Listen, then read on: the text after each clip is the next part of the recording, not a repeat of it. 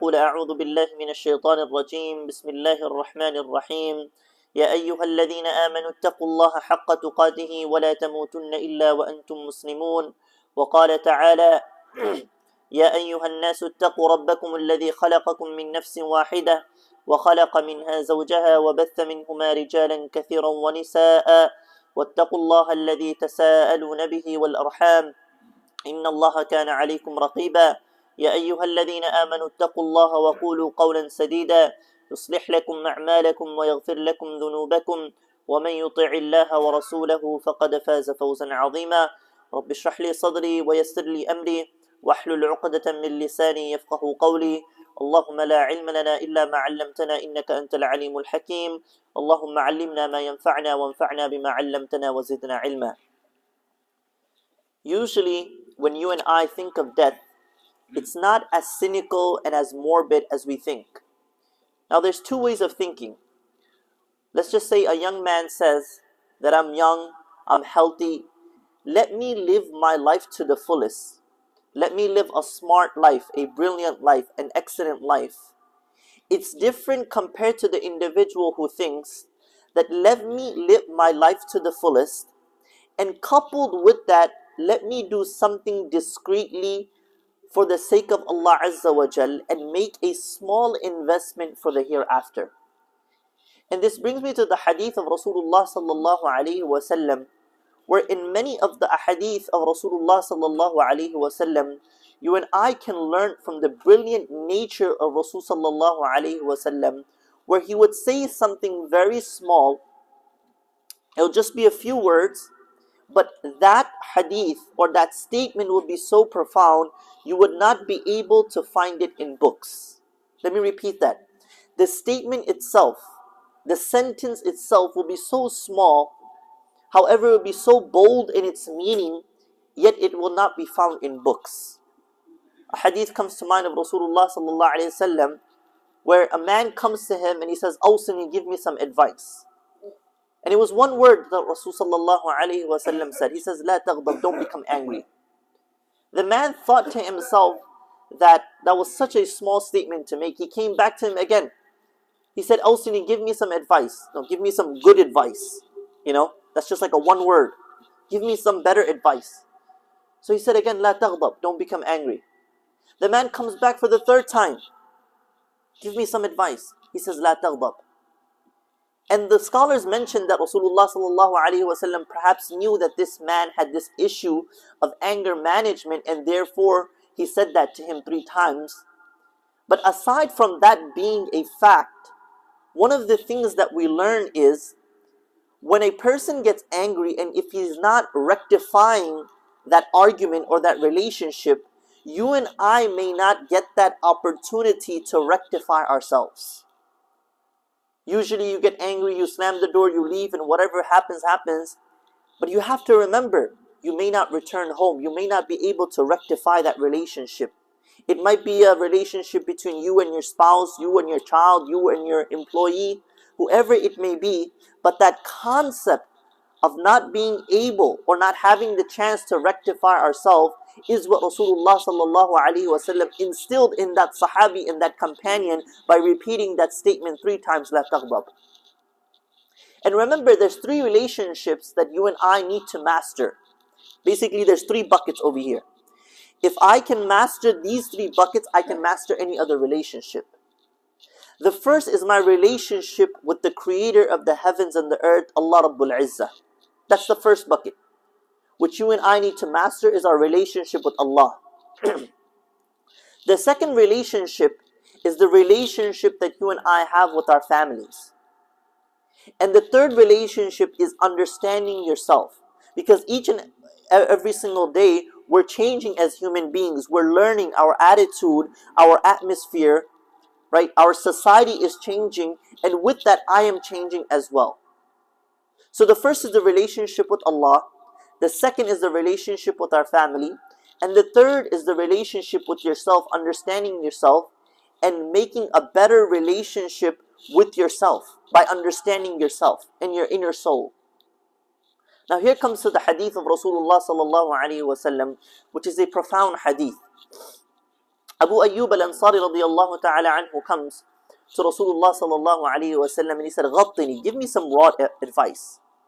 Give me some raw advice and make sure that that advice is not so long that by the time I get back home I forget what you said. And make sure it's not too short where it's just one sentence. So make the statement or the nasiha or the advice not too long or too short. So what did the Messenger alayhi salatu wasalam say to this person? He said, إِذَا قُمْتَ لِلصَّلَاةِ, when you stand for prayer, صَلِّي صَلَاةً مُوَدِّعٍ, perform every prayer as if it is your last. صَلِّي صَلَاةً مُوَدِّعٍ وَلَا تَكَلَّمْ بِكَلَامٍ تَعْتَذِرُ مِنْهُ غَدًا, don't say something today for which you would have to apologize tomorrow. وَأَجْمِعِ الْيَأْسَ مِمَّا فِي أَيْدِي النَّاسِ, and lose hope in what other people possess. And I'll go through each of these statements. But what's the common denominator within these three things? صَلِّ صَلَاةً مُوَدِّعٍ, perform every prayer as if it is your last. وَلَا تَكَلَّمْ بِكَلَامٍ تَعْتَذِرُ مِنْهُ غَدًا, don't say something today for which tomorrow you will have to apologize for. وَأَجْمِعِ الْيَأْسَ مِمَّا فِي أَيْدِي النَّاسِ, lose hope in what other people possess or what other people have. The common denominator between all these three is you don't know if you would have the chance to wake up tomorrow and rectify that action. You know, usually there's a beautiful statement in English, work smart, not hard. Usually people are working like 10, 12, 15, 20 hours a day, and they're translating that into working smart, but you're just working hard and you're exhausting yourself. By example, if someone drives Uber or taxi or whatever, if they're one day they drive 12 hours or 15 hours and they exhaust themselves and they make a good return on their time and they make a couple of $100, that doesn't translate into actually working smart, because the next day you might be exhausted and you might not be able to wake up and go to work. So this hadith of Rasulullah sallallahu alaihi wasallam teaches us this concept of an imminent death, that you don't know, and none of us know, when death will approach us. But while you're at that specific action, make the best of it. Now let's come to the first part of the hadith. صَلِّ صَلَاةً مُوَدِّعٍ, perform every prayer as if it is your last. You know, all of us have that question, that how do I build humility, concentration and devotion in my prayer? For verily none of us are like the Sahaba radiyallahu anhum. None of us are performing, you know, in 2 raka'ah, we're reciting like Surah Al-Baqarah for 30, 40 minutes, right? It's not such. Most of our prayers are at the max, maybe 5 to 6, 7 minutes, maybe 10 minutes of the complete prayer, including the congregation and our sunan and our nawafil and our optional prayer. But within that 5 to 7 minutes, how do I build that concentration and devotion? And that is a question in it itself, which deserves a seminar and a lecture in itself. How does a person build concentration and devotion? But what does Rasulullah sallallahu alaihi wasallam say? That perform every prayer as if it is its last means that catch yourself while you're in your prayer. You know, what happens to most of us when we're in prayer? Right now you'll be performing Salatul Jummah. If any of you have to get back to work, or you have to get back to your restaurant or your office or your business, what you're thinking about? Make sure this imam quickly finishes salah, right? It better be in 5 minutes and 10 minutes because I'm running short on time, right? I got to get back to my office. I got to get back to work. I got to get back to school or wherever it may be. So it's the things that are coming afterwards that are disturbing you currently in your prayer. So learn to catch yourself. That I've taken out only 5, 10, 15 or half hour just for Allah. Let me not worry about what I'm going to do afterwards. I'm going to do it if Allah wills. Whichever way. I'm going to get to work, whether at 1 o'clock or 1:05 or 1:10. I'm going to get back to work. I'm going to have to drive there. But that 5 minutes, let me try my best to devote it to Allah. Catch yourself in prayer. Stop thinking about, and it's those things that disturb us. Oh, you got to get back. Oh, you left your keys. Oh, you got to pick up your daughter from school. Oh, it's about to snow, so make sure you get some snow salt. Or whatever it may be. Things that you're going to do afterwards that disturb you currently in the state that you are. So perform it as if it is your last, that you might not get the opportunity to perform it laterwards. If each and every single one of us was to perform Salatul Jum'ah thinking that this might be my last Jum'ah, I don't know if I'm going to be able to make it to February and perform the next Jum'ah. So Salli Salat al-Muwaddi', perform every prayer as if it is your last. The smart and the intelligent individual is he who is performing Jumu'ah thinking, I might not make it to Asr. And then when you're performing Asr, you're not sure if you're going to make it to Maghrib. So every single prayer, you're performing it with that intention that I might not be able to stand in front of Allah again. This perhaps might be my last time. The second advice of Rasulullah sallallahu alaihi wasallam, وَلَا تَكَلَّمْ بِكَلَامٍ تَعْتَذِرُ مِنْهُ غَدًا. Don't say something today for which you would have to apologize tomorrow. That comes in the small bucket, the second bucket. Because who do you usually get into argument with? Right now we're in the masjid, this person standing next to you, you're not going to get into argument with him. Maybe if he shoulders you in the shoe rack or whatever. Here and there, very seldom do we get into arguments with strangers. But usually who are you getting into argument? Your close relatives, your family members, your wife, your children, your mother, your father. Those are the people that you're getting into argument with. And usually when you get into argument with them, because you've been living for them for a very long time, you bring up the past. And in that argument, your goal and your mission becomes, how can I say the most hurtful thing to that person to make my ego feel good? So you're going to bring up something from the past, or you're going to say something about them or to them to make yourself feel good so you won the argument. And guess what? You depart. I met this one brother who got into argument with his mother, and then he shut the door, slammed the door, and he left the office. And then later on, his mother got a heart attack, and then she passed away in the hospital. Until today, he regrets that his last conversation with his mother was an argument. How many people, they get into argument with their spouse, and the husband leaves to work, maybe has a stroke in front of the computer and he passes away, or has a heart attack in front of the computer in his office and passes away, and the last conversation that you had with your spouse was an argument. So don't make it a mission to make your ego self feel good, to make your ego feel good by saying the most hurtful thing, because you don't know if you'll be waking up tomorrow to apologize to that person. What's the dua that we are recommended to recite before we go to sleep? Allahumma bismika amutu wa ahya. In the name of Allah, I die, and in the name of Allah, I'm resurrected. Because what's the default state when you go to sleep? It's death. The chances of you not waking up is higher than for you to wake up. But what do we think? I had an argument, or I did this, and tomorrow morning I'm going to wake up, I'm going to go to work, I'm going to eat breakfast, and I'm going to do this and that. No. The dua itself teaches us that the chances of you not waking up is higher.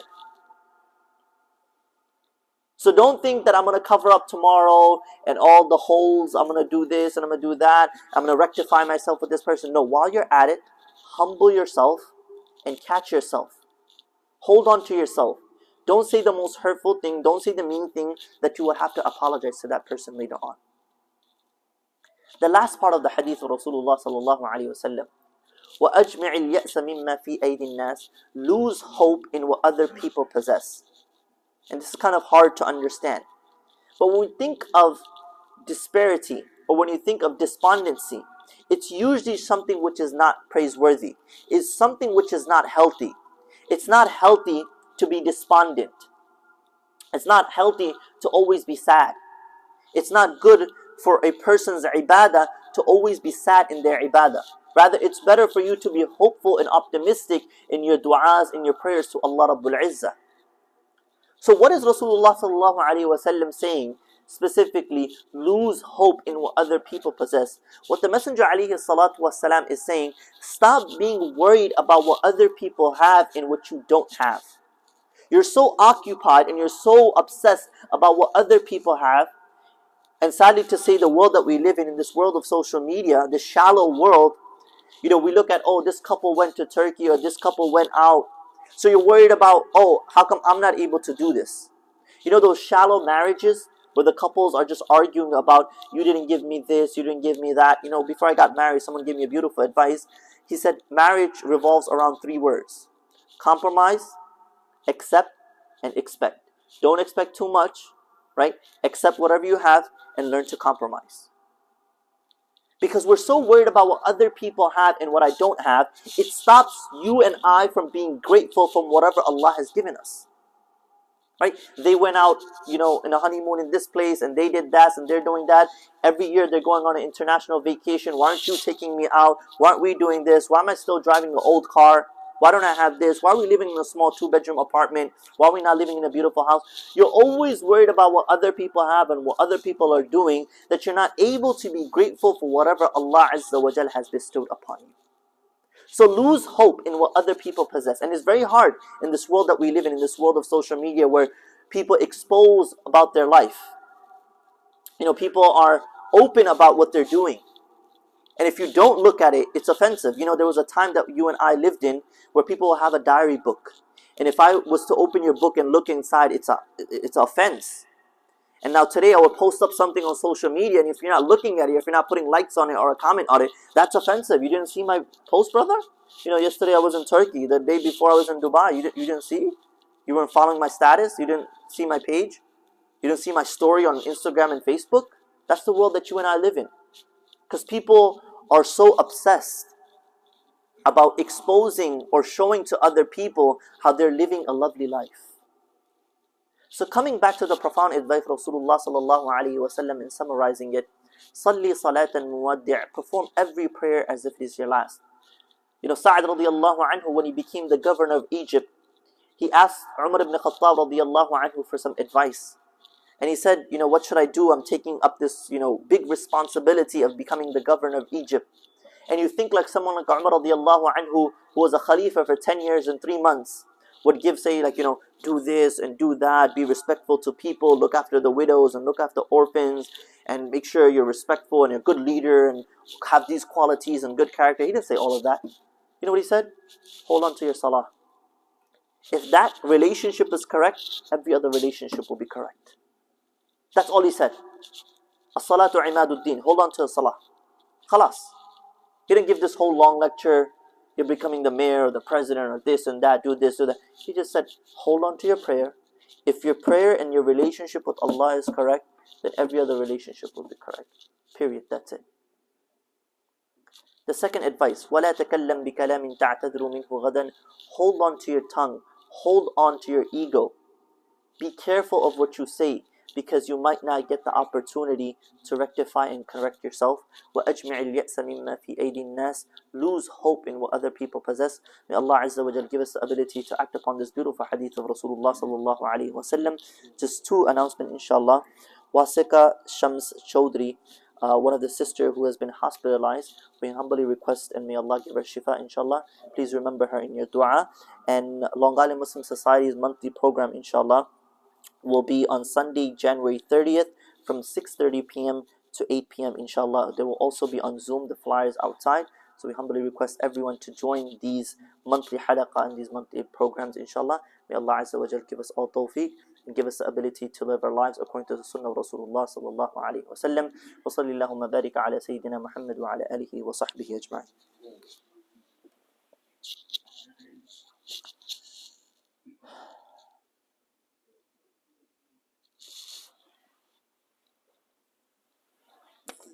ألا إن الحمد لله نحمده ونستعينه ونستغفره ونعوذ بالله تعالى من شرور أنفسنا. من يهده الله فلا مضل له ومن يضلله فلا هادي له، ونشهد أن لا إله إلا الله وحده لا شريك له، ونشهد أن سيدنا ومولانا محمدا عبده ورسوله.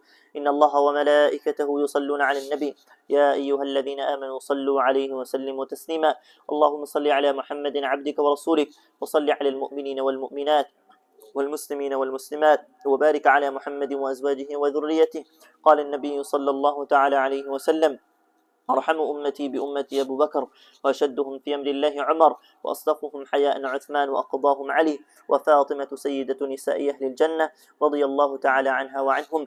اللهم انصر المسلمين في كل مكان، اللهم انصر المسلمين في كل مكان، اللهم انصر من نصر دين محمد صلى الله عليه وسلم وجعلنا منهم. ربنا آتنا في الدنيا حسنة وفي الآخرة حسنة وقنا عذاب النار. ربنا لا تجعلنا فتنة للقوم الظالمين، ونجنا برحمتك من القوم الكافرين. اللهم استعملنا تقبلنا لخدمة دينك. اللهم طهر قلوبنا من النفاق وأعمالنا من الرياء وألسنتنا من الكذب. اللهم تقبل منا كما تقبلت من عبادك الصالحين. سبحان ربك رب العزة عما يصفون وسلام على المرسلين والحمد لله رب العالمين. أقم الصلاة إن الصلاة كانت على المؤمنين كتابا موقوتا.